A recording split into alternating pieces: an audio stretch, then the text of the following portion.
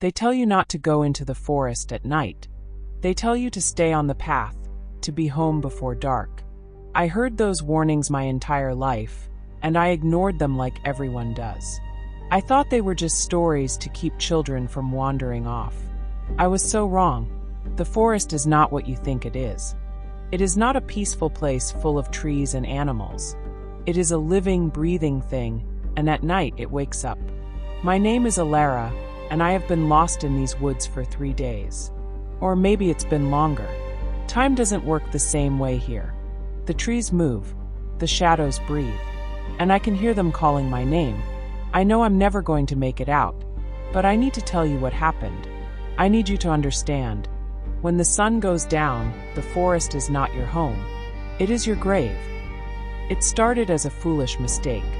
I was on a camping trip with a few friends, deep in the national park. We had hiked for hours, set up our tents by a beautiful lake, and spent the evening laughing around the fire. It was perfect. But then I realized I had left my phone in the car. And the car was a 40-minute walk back along the trail. My friends told me to wait until morning. They said it was too dark, too risky. But I was stubborn. I was always stubborn. I took a flashlight, a bottle of water, and I told them I'd be back in an hour. I remember walking into the trees, the sound of their laughter fading behind me. I remember the crunch of leaves under my feet, the rustle of branches in the breeze. I remember the moment the trail disappeared. It was just gone. 1 minute, I was walking on a clear path. The next, I was standing in front of a wall of trees that had not been there before. The forest had closed in around me. It had swallowed the trail, and I was trapped. At first, I wasn't scared. I was annoyed. I figured I had just taken a wrong turn. I walked in circles trying to find the path, but nothing looked familiar. Every tree seemed identical. Every clearing was the same. And then I started to notice the quiet. It was a deep, heavy silence, so thick I could feel it pressing against my eardrums.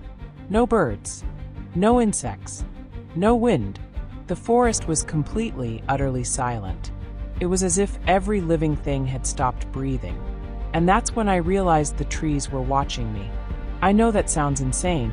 Trees don't have eyes. But I could feel them. 1,000 hidden gazes, burning into my skin from every direction.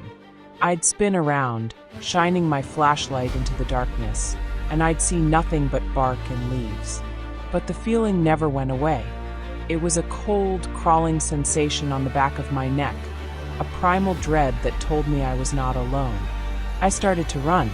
I ran through the trees, branches whipping at my face, roots tripping my feet. I ran until my lungs burned and my legs gave out. And when I stopped, I found myself in a clearing I had never seen before. In the center of the clearing was a single massive tree. It was ancient, its trunk wider than a car, its branches twisting into grotesque shapes. And carved into its bark were symbols. Symbols I didn't recognize. Symbols that seemed to move in the beam of my flashlight. I reached out to touch them. I don't know why. I was drawn to them, hypnotized by their strange shifting patterns. The moment my fingers touched the bark, I heard it. A whisper. It came from the tree itself. A soft, sibilant sound that seemed to vibrate through the wood and into my bones. It said my name. Alara. I pulled my hand back as if I had been burned. And that's when I saw the faces. Carved into the tree, hidden among the roots, were faces. Human faces. Dozens of them, twisted into expressions of silent agony. They were frozen, their mouths open in eternal screams. I had found the others. The ones who came before me. The ones who never made it out. I ran from that tree screaming.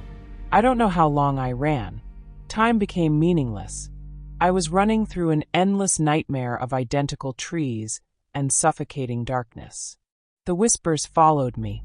They came from the leaves, from the ground, from the air itself. They were everywhere. Alara, they would hiss. Stay with us, Alara. You're home now. I covered my ears, but it didn't help. The voices were inside my head. They were inside my bones. They were part of the forest. And then I saw them. The lights. Faint, bobbing lights in the distance like lanterns carried by unseen hands. I thought it was a rescue party. I thought I was saved. I ran toward them, tears streaming down my face, screaming for help. But the lights started to move away from me. They would flicker and dance, leading me deeper into the woods. I followed them for hours, a desperate fool chasing a lie. And then the light stopped. They gathered in a circle around me, floating in the air like malevolent fireflies. And in the center of the circle, I saw the tree, the same ancient tree with the faces. I had been led back. The forest had been playing with me. It had let me run, let me hope, only to return me to the very place I feared most. The faces were more than just wood now. They were moving. Their mouths were opening and closing, gasping for air that wasn't there. Their hollow eyes were tracking me, and from the roots of the tree, something was emerging. It was humanoid but wrong. Its limbs were too long, too thin like twisted branches. Its skin was the color of bark, rough and cracked. And its face was a shifting void, an endless darkness punctuated by two pinpricks of light that were not eyes. It was the forest. It had taken a shape, and it was looking at me. It spoke. Its voice was the voice of 1,000 whispers, a chorus of the damned. It said, "You are the last one we needed. The circle is almost complete." I tried to run, but my feet were rooted to the ground. I looked down, and roots were wrapped around my ankles, crawling up my legs, holding me in place. I was being pulled into the earth, into the tree. I was becoming part of it. I was becoming another face. Let me tell you 3 things I have learned about the forest. 3 truths that haunt me more than anything else. First, the forest is sentient. It is not just a collection of trees. It is a single unified entity with a mind of its own. It thinks, it plans, and it hunts. Every tree is an extension of its body, every root a nerve ending. When you walk through the woods, you are walking inside a living creature. And it can feel you. It knows exactly where you are at all times. That feeling of being watched? You are being watched. You are always being watched. The forest has been observing you since the day you were born, waiting for the moment you would be foolish enough to enter its domain. Second, it feeds on fear and memory. It doesn't eat your body. It devours what makes you human. Your hope, your fear, your identity. That's why the faces on the tree are still screaming. They are trapped in an eternal loop of their final moments, reliving their terror over and over forever. The forest doesn't kill you. It preserves you. It savors you. It collects you like a trophy. And when you are part of the tree, you are forced to watch as the forest lures new victims, knowing you cannot help them. You are a part of the horror now. And third, the forest is patient. It has been here for millions of years. It has seen empires rise and fall, civilizations crumble, and it will be here long after we are gone. A human life is nothing to it, a blink of an eye. We are just brief, fragile creatures who stumble into its domain, and it will wait.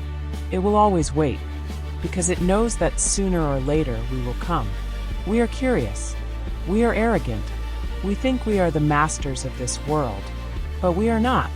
We are prey. We have always been prey, and the forest is the hunter. I am still here. I am writing this by the light of a dying phone battery, hidden in the hollow of a tree. The roots are still around my legs. I can feel them tightening. The whispering is getting louder.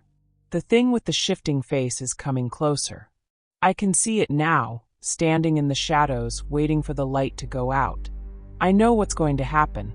I am going to become one of those faces. I am going to scream forever in the bark of an ancient tree. But before I go, I want you to remember this. When you walk into the forest, you are not walking into nature.